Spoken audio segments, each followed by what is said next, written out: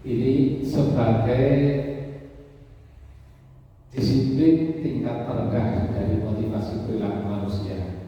Sebagai contoh, karena menghindari ketidaknyamanan atau hukuman, anak-anak makanya kita berikan tugas yang penting anak-anak bisa mengerjakan dan buktinya. Walaupun tugas tersebut mungkin di belakang sana dituliskan oleh temannya, atau mungkin dikerjakan atau dibantu oleh orang tuanya, atau mungkin bahkan lebih ekstrim lagi merebut pekerjaan temannya. Nah, yang penting di sini dia tidak mendapatkan hukuman atau ketidaknyamanan.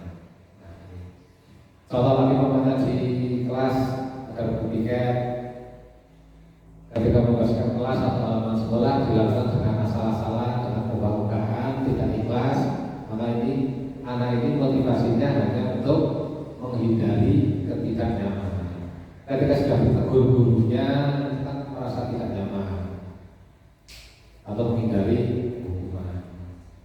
Nah, ini contoh anak-anak. Untuk kita, untuk manusia dewasa sudah banyak sekali menghindari ketidaknyamanan. Ya, menghindari ketidaknyamanan. Ewo itu menghindari ketidaknyamanan. Dan itu bukan berasal dari kesadaran diri, tapi hanya karena ewo menghindari ketidaknyamanan. Gitu. Biasanya orang yang motivasi perilakunya untuk menghindari hukuman atau ketidaknyamanan akan bertanya dalam hati, apa yang akan terjadi apabila saya tidak melakukannya? Saya tidak disiplin, kira-kira apa yang akan terjadi? Jadi hanya dia melakukan itu karena keterpaksaan. Jadi untuk menghindari ketidaknyamanan atau menghindari hukuman. Contoh-contoh banyak sekali untuk anak-anak kita. Nah, menghindari ketidaknyamanan contoh juga ketika kita di dalam kelas bersama anak-anak kita belajar. Nah, ketika kita memperhatikan salah satu anak yang mungkin di situ agak lain dengan teman-temannya, mungkin dia banyak bergerak dan sebagainya, kita kemudian hanya dengan memberikan tatapan saja, anak itu sudah menjadikan tidak nyaman. Tetapi dalam ketidaknyamanan tersebut, dalam kediaman anak tersebut, tidak diam mengikuti pelajaran, tapi mungkin diam yang hanya supaya tidak ditegur oleh gurunya. Nah, ini contoh. Sebenarnya mereka sedang menghindari permasalahan yang mungkin muncul dan berpengaruh pada mereka secara fisik. Tadi contohkan bahwa kita di dalam kelas memandu diskusi anak-anak kita, ada anak yang membandel, mungkin rubes sendiri, membuat orang, kemudian kita hanya menyebut namanya, si anak sudah merasa tidak nyaman dan dia. Tapi dia si anak tersebut bukan siap untuk aktif belajar, tapi dia hanya diam, seolah-olah dia sembunyi supaya mereka tidak mendapatkan teguran atau hukuman, tidak mendapatkan sesuatu yang menjadikan dia tidak nyaman. Nah, pengaruh-pengaruh ini mungkin bisa secara fisik, mungkin anak diberikan hukuman, nah ini sudah mempengaruhi. Secara psikologis, anak kalau ditegur di depan kelas, mestinya kalau anak kan ada yang mungkin kalau kita tegur menjadikan dia malu atau minder dan merasa hatinya tidak enak ketika di dalam kelas. Nah, kemudian mungkin juga tidak terpenuhinya kebutuhan mereka. Dia usil, dia berbuat benar, dia berbuat menyimpang, itu mungkin muncul karena tidak dipenuhi kebutuhan mereka. Mungkin anak yang merasa diskusi, kerja kelompok kan harus kerja kelompok, dia tidak suka. Ada anak yang sukanya kalau olahraga, kalau sukanya sepak bola, kok diajari atau belajarkan dilalah kebutuhan temannya renang dan sebagainya. Nah, kebutuhan mereka tidak terpenuhi, kemudian memperlukan. Nah, dengan cara itu dia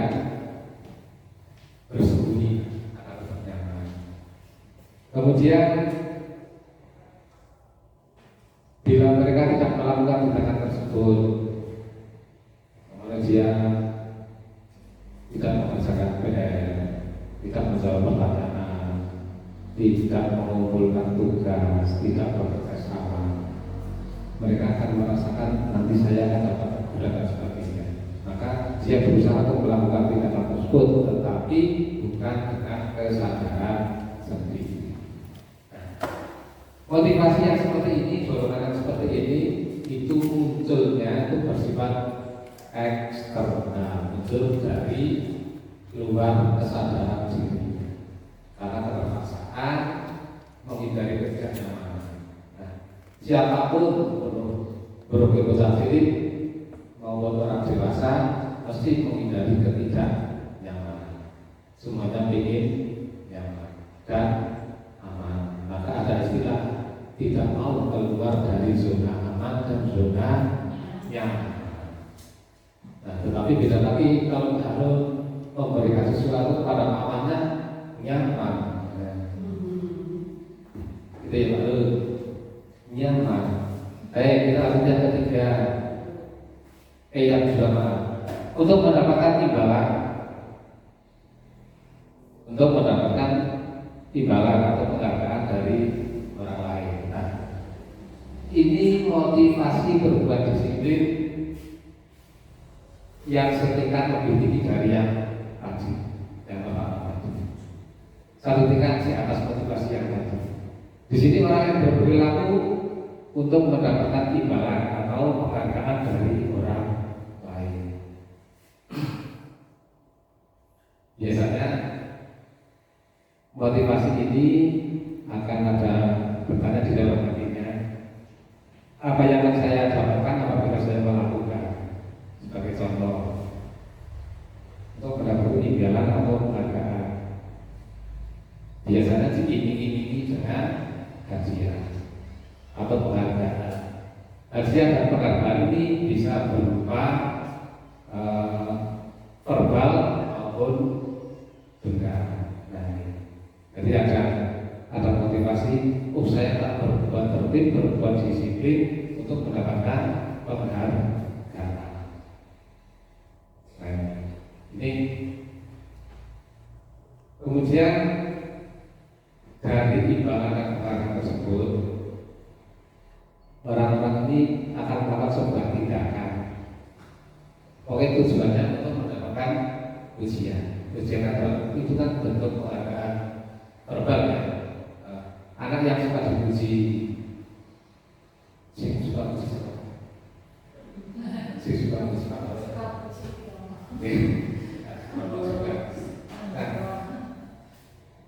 mereka akan melakukan sebuah tindakan untuk mendapatkan ujian dari orang lain yang menurut mereka penting dan mereka letakkan dalam dunia dari berkualitas mereka.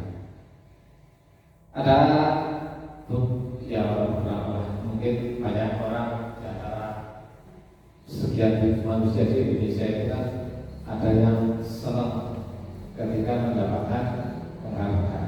Nah, itu penghargaannya itu murni dari dirinya atau mungkin malah merebut jatah orang lain. Jadi untuk mendapatkan penghargaan. Kalau bahasa kita ya orang yang suka cari muka. Gitu. Mereka sudah melakukan sesuatu untuk mendapatkan hadiah, pengakuan atau imbalan. Nah, kalau sudah terbiasa ingin dihargai, ingin dipuji, kemudian ingin dapat hadiah, ingin mendapatkan pengakuan, selalu seperti itu, mereka akan melakukan seperti itu secara terus-menerus. Dan jikalau apa yang ia inginkan, sudah melakukan sesuatu, sudah berbuat baik, sudah berdisiplin, kok tidak mendapatkan hadiah, kok tidak mendapatkan pengakuan, kok tidak mendapatkan imbalan, maka orang tersebut atau anak tersebut akan memberontak. Nah, jadi kemudian akan melanggar disiplin. Nah, motivasi ini juga bersifat eksternal. Dia melakukan disiplin karena ingin mendapatkan hadiah, ingin mendapatkan pengakuan ataupun ibadah.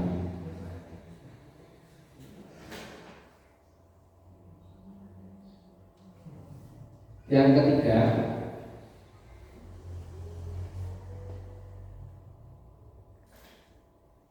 untuk menjadi motivasi yang ketiga ini motivasi seseorang terhadap disiplin yang ketiga untuk menjadi orang yang mereka inginkan dan menghargai diri sendiri dengan nilai-nilai yang mereka percaya. Nah, ini motivasi dari dalam diri sendiri, jadi tanpa paksaan, membangun kesadaran sendiri. Nah, orang yang seperti ini dengan motivasi ini akan bertanya di dalam hatinya, akan menjadi orang yang seperti apa apabila saya melakukannya. Berarti ketika dia melakukan sesuatu dengan disiplin, dia bertanya, saya akan menjadi orang yang seperti apa. Mereka melakukan sesuatu karena nilai-nilai yang mereka yakini dan hargai. Contoh tadi namanya anak yang mengerjakan tugas weekend, yang sudah mengerjakan tugas weekend secara bersama-sama. Di situ dia meyakini bahwa kerjasama dan gotong royong itu perlu, kebersamaan juga perlu.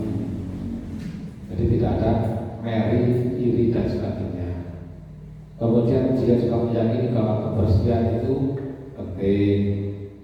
Nah, dari kesadaran itu maka anak akan melaksanakan kegiatan weekend dengan baik dan sungguh-sungguh. Contoh lagi mulai bocah semangat belajarnya apa sudah muncul dari niatnya sendiri. Yang orang sinau nongko kebukin, yang sinau menjadikan saya seperti apa. Itu.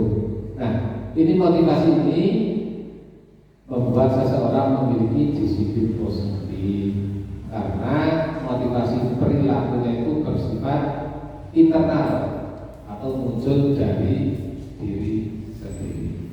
Nah, ini yang menjadi tugas kita sebenarnya Bapak Ibu, orang-orang dewasa untuk membimbing, menuntun anak-anak kita, menuntun kita untuk berperilaku sesuai dengan kesadaran sendiri, bukan merupakan paksaan, bukan karena ingin mendapatkan penghargaan atau pujian, apalagi keluar dari ingin aman, tetapi kedisiplinan ini muncul dari kesadaran sendiri. Nah, 15 menit lagi ya Bapak Ibu, mohon bersabar mencoba. Ya. Sampai di materi yang kedua atau ketiga. Nah, kira-kira durasi masa ya. Jangan sampai memasuki masa sholat asar. Apa sudah masuk? Yang ketiga yang akan kita bahas, tapi sebelumnya barangkali ada pertanyaan Bapak Ibu, saya tak takut. Kalau tidak ada, berarti kita lanjut. Oke, makasih Bapak. Oke, Pak Remit. Pakai Pak, kemana? Silakan Pak, pertanyaan.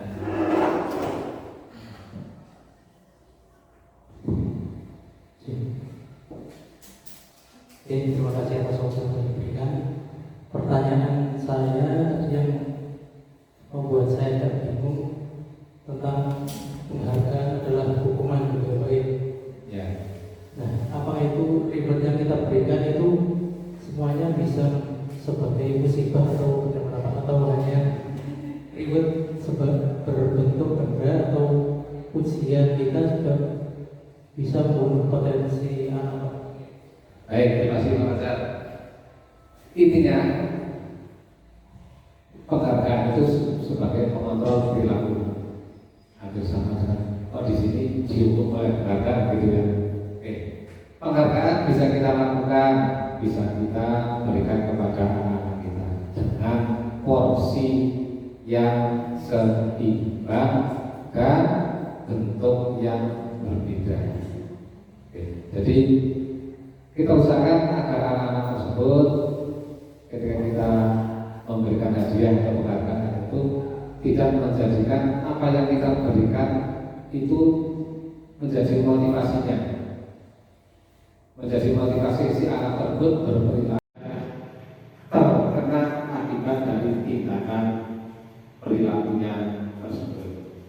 Bapak Ibu, terima kasih atas kesediaan panjenengan Bapak Ibu mengikuti acara ini. Banyak kekurangan dari kami, mohon maaf yang setulus-tulusnya, dan mudah-mudahan ada manfaat untuk diri kita pribadi sebagai seorang guru maupun secara umum untuk kemajuan sekolah kita di SD 2 Lumajang. Terima kasih. Wassalamualaikum warahmatullahi wabarakatuh.